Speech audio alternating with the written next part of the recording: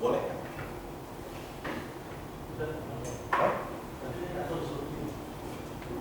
Nah, jauh.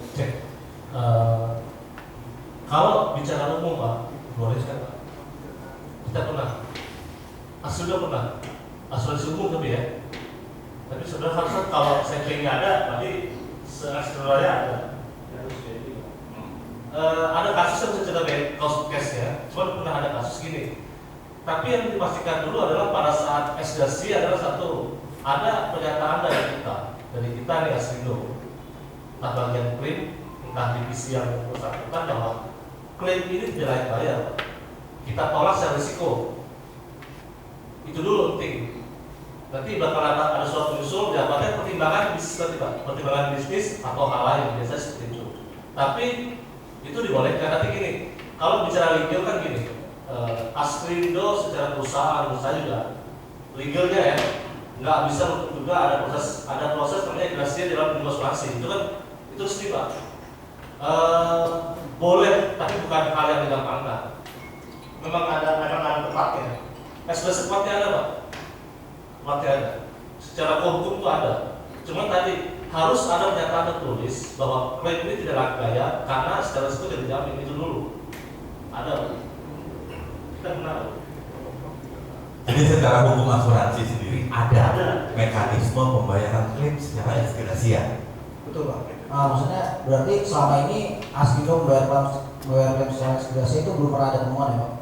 Belum ada temuan, maksudnya kita membayar klaim secara eksgrasia itu ini loh, baik dari BPKP maupun BPK menyatakan loh kenapa nih dibayar, jadi tanya Pak. Betul Pak. Setahu saya sih enggak ada, belum pernah ada.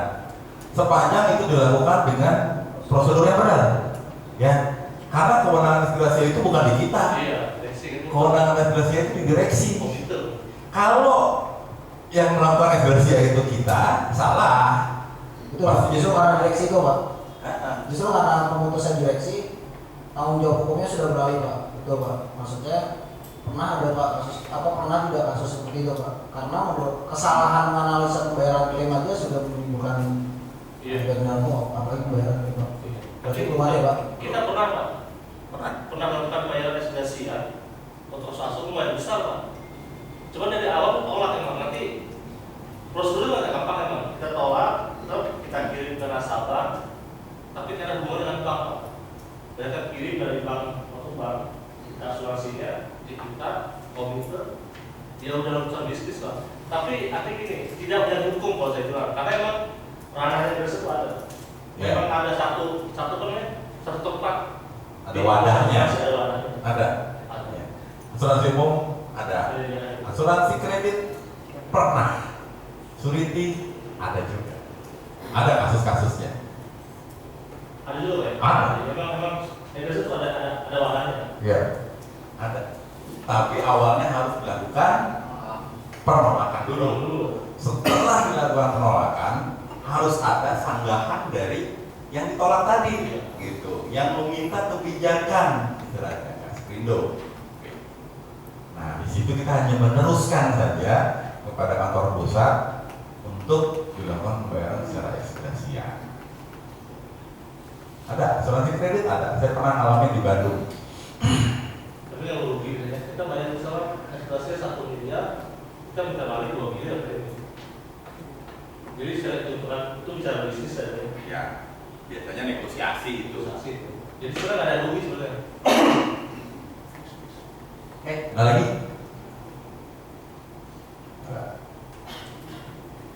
Yang lainnya adalah nih, mengetahui kapasitas kemampuan. Oh ya, ini jelas pada saat dilakukan analisa di awal. Kita harus tahu dulu kapasitas dan kemampuan si prinsipal kontraktor dalam dia melaksanakan proyek yang akan atau mengerjakan proyek yang akan kita jamin.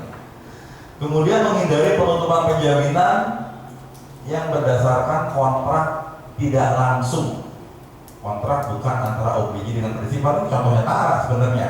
Ya tadi, yang tadi kan kontraknya kan bukan yang tadi.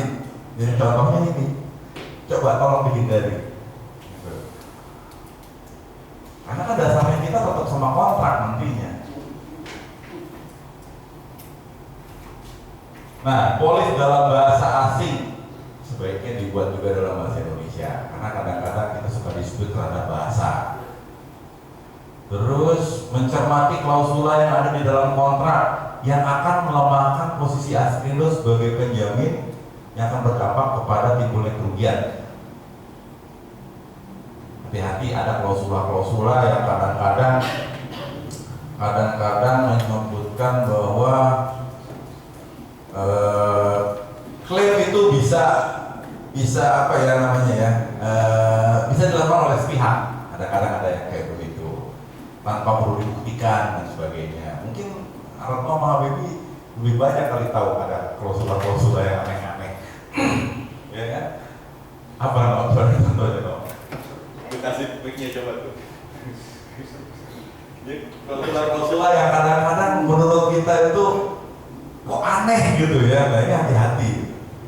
Karena sih ngomongin klausula yang ada, kalau nggak salah dari pertama kalau misalnya itu bisa diputuskan secara sepihak sama OBJ-nya. Terus juga pernah juga ngomongin OBJ-nya lupa Pak, kalau nggak salah Pemda DKI atau apa gitu saya lupa. Itu jaminan pelaksanaan bisa diklaim secara sepihak, dan setelah diklaim itu prinsipal diharuskan menyerahkan jaminan pelaksanaan lagi. Itu juga pertimbangan aneh-aneh pokoknya. Hati-hati yang kayak gitu-gitu. Karena begitu kita menerbitkan jaminan, artinya apa?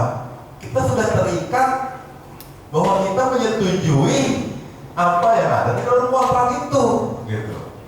Nggak bisa kita tarik lagi, ya kan? Daripada begitu, mendingan di-clearing dulu di awal. Ini apa sih maksudnya klausula ini? Gitu. Kalau benar-benar kita cover, lewatin aja. Daripada lo dapat premi 100 juta, klaimnya 1 miliar, ya kan? Selesai itu tuh. Nah ini yang tadi saya lihat di grafik tadi, monitoring. Kadang-kadang monitoringnya itu nggak kalian lakukan. Melakukan monitoring atas proyek yang sudah dijamin, sehingga bila terjadi suatu permasalahan dapat diketahui sejak dini. Kita sudah tahu dulu, ini proyek sudah mulai batuk-batuk, ini gimana permasalahannya, itu kita tahu dulu. Kita lakukan review dulu, oke? Memeriksa kevalidan dokumen, ya ini harus sudah pasti yang disampaikan Pak Gus Dur di awal. Ada pertanyaan? Ada. Kalau kalian melakukan ini, insya Allah klaimnya agak sedikit berkurang, gitu loh. Ya gue nggak bilang ada klaim, enggak, gitu. Luar biasa kalau gue bilang ada klaim, enggak. Cuma ini upaya meminimalisir. Artinya apa? Kalian sudah melakukan upaya-upaya yang pengamanan, langkah-langkah pengamanan. Kalau masih timbul klaim juga, itu adalah risiko bisnis jadinya, gitu. Kalian nggak salah. Nah, ini yang perlu kalian sadari. Penyebab kegagalan usaha biasanya lebih karena masalah keuangan. Ada prinsipal besar kita di Kemayoran, masalah dia pengadaan alat kesehatan, proyeknya miliaran, banyak rumah sakit yang disuplai sama dia, luar biasa. Giliran dia nikah lagi selesai. Buron sekarang dikejar-kejar, iya. Utangnya sama Bank DKI berapa? Utangnya sama Emporium berapa? Iya. OBJ-nya ditraktir terus, mana? Proyeknya banyak. Giliran dia nikah lagi, selesai. Masalah keuangan jadi. Hati-hati. Optimisme yang berlebihan, tidak siap untuk berubah, pertumbuhan yang terlalu cepat. Kadang-kadang kita suka melihat lonjakan di laporan keuangan, angka-angkanya kadang-kadang, makanya kadang kita suka minta 3 tahun untuk melihat lonjakannya itu seperti apa sih, gitu. 2014, 2015, 2016, tolong dong kita mintain hostnya. Gue pengen lihat sebenarnya, gitu. Kalau cuma 1 tahun doang kan lonjakannya kita nggak bisa baca, ya. Kaderisasinya seperti apa? Politik.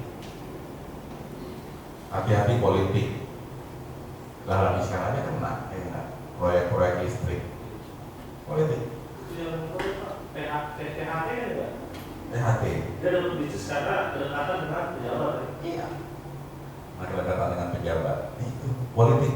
Hati-hati. nafsu, ambisi, egoisme. Ini yang kadang-kadang menyebabkan kegagalan usaha, ya. Tolong kalian sebagai analis-analis perhatikan banget risiko-risiko itu. Ada pesan terakhir. Dalam bekerja yang kita butuhkan bukan sekedar menuntut apa yang akan kita terima, tetapi harus dimulai dengan apa yang mampu kita beri. Sebenarnya kita bekerja bukan untuk atasan atau bos, bukan. Ya, tetapi kita bekerja untuk diri kita sendiri, sesuai tanggung jawab dan kepercayaan yang diberikan. Saya percaya dengan sikap mental seperti itu, kemajuan karir akan terbangun secara mantap. Ini menurut Andri Wongso, bukan menurut gua. Doa, ya, dia bilang gitu. Karena dalam bekerja itu bukan sekedar menuntut, ya, apa yang kita terima, tetapi mulailah dengan apa yang kita beri. Kalian punya ide pemikiran, kalian punya misalnya ada ide bahwa Pak, sebaiknya buat memitigasi risiko itu kita tambahin pagar ini, kita tambahin pagar ini. Silakan, inovasi kalian itu. Gitu. Yang penting apa? Perusahaan kita aman. Jangan sampai kalian nangis kingkong kayak tadi. Tiba-tiba klaimnya lebih besar daripada premi, selesai hidup kita. Ya, oke, dari saya sekian. Mungkin ada tambahan dari Pak Alan buat menutup ini. Silakan, ini sesinya Pak Alan, saya ngambil aja sedikit ini. Oke, Kamis Pak Gede ya? Kamis tuh buat Kamis besok ya? Ada tes loh, saya udah minta tadi Pak Habibie sama Mbak Retno bikin soal-soal. Tapi itu nextnya Pak ya? Minggu besok Pak Gede bakal review dari awal sampai yang terakhir. Saya harap sudah tapi lebih tepat waktu. Tapi alhamdulillah peserta masih, ini kalau puasa nih masih lumayan disangkan jam 9. Seperti yang saya bilang kemarin kan. Saya juga bingung sebenarnya apa ya yang sudah diindikan kemarin itu. Saya di sini ada beberapa kayak misalnya ini Suriti Bond, masalah hukum Suriti Bond.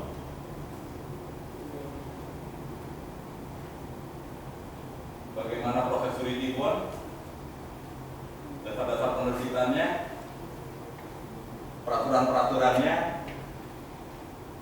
sampai ke tahapan-tahapannya. Udah?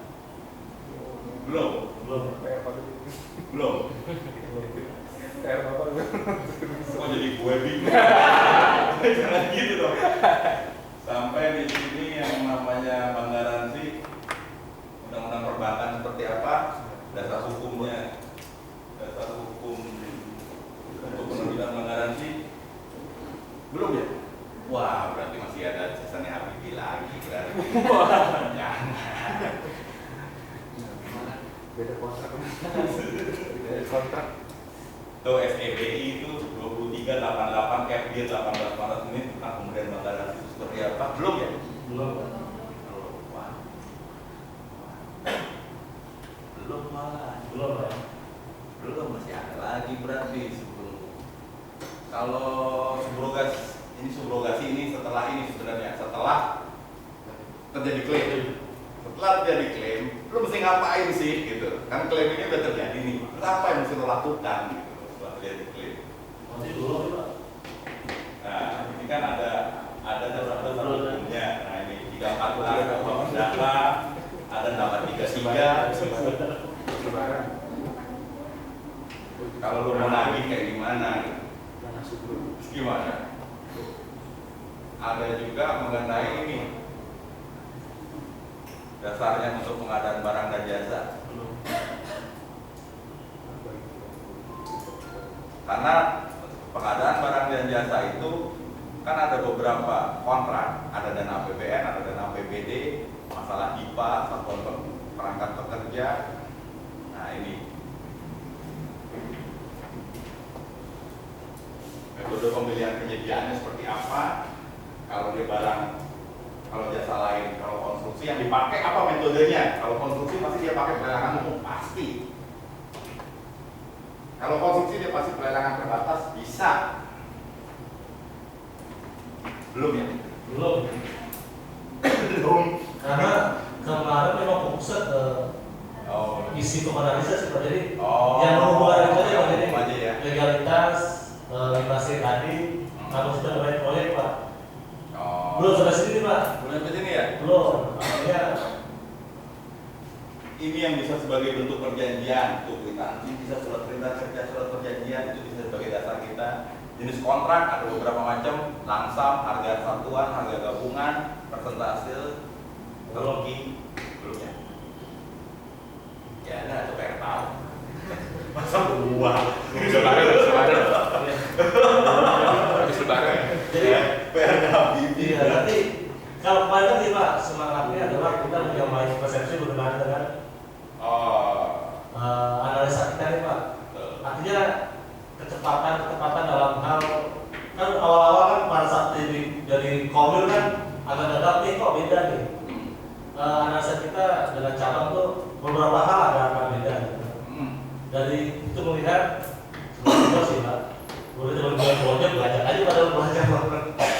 Enggak, nanti gini. Kan betapa baiknya atau betapa indahnya kalau kita sebagai korban kan juga bisa dibarin hal yang kita harapkan lebih baik lah gitu.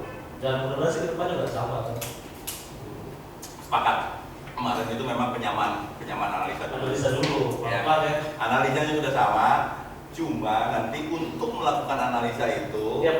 nah kalian harus mempertimbangkan yang tadi untuk productivity, apa tahapan-tahapannya, apa dasar-dasar hukumnya, sehingga kalian bisa melakukan analisa dengan baik dan benar. Gitu. Pengadaan barang dan jasa akan seperti apa gitu loh prosesnya di pemerintahan. Ya, itu perlu kalian tahu. Kenapa kalau dia nggak tahu tahapan-tahapan itu, ya selesai juga analisanya kan gitu. Cuma nanti tugasnya Pak Alam, ntar lo kasih bahannya. Ya. Balik lagi seperti yang saya bilang pada awal kan ini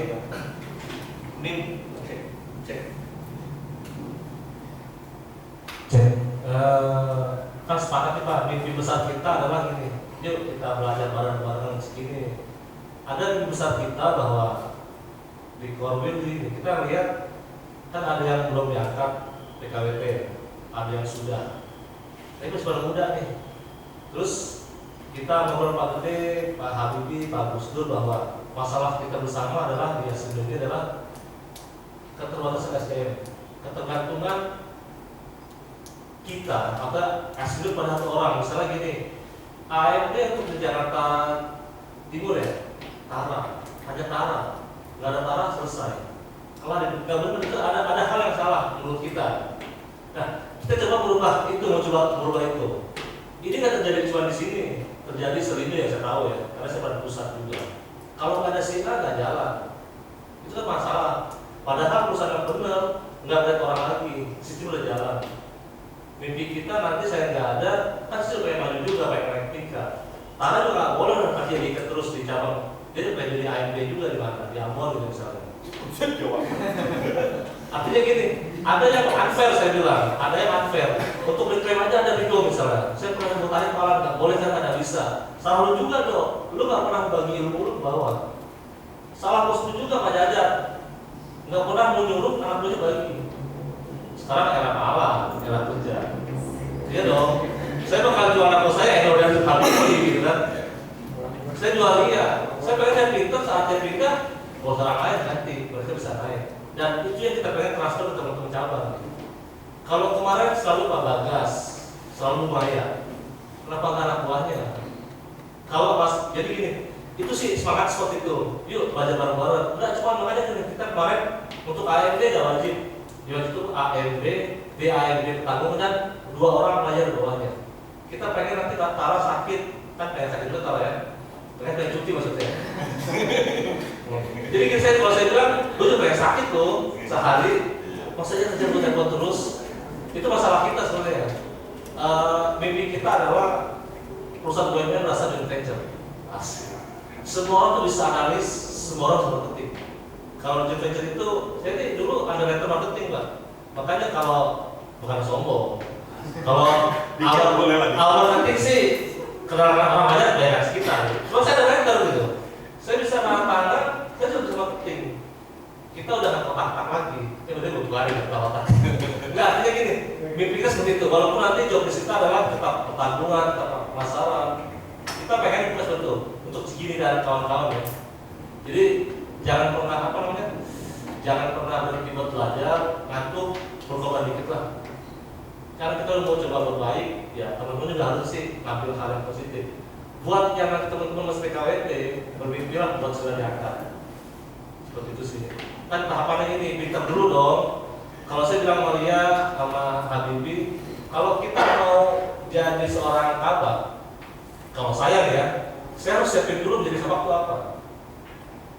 Saya harus bisa ngerti asret, ngerti asredak, surti, asuk, terus saya suka main orang.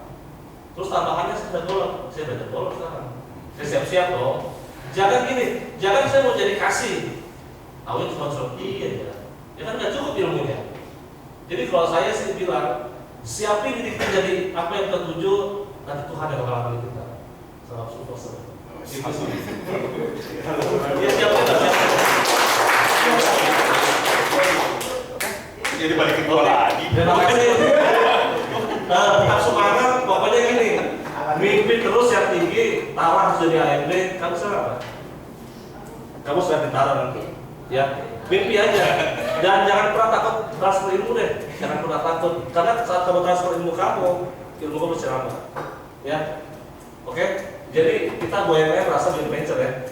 Asik. Terima kasih. Wassalamualaikum warahmatullahi wabarakatuh. Dengan gaji gue juga, tapi salah.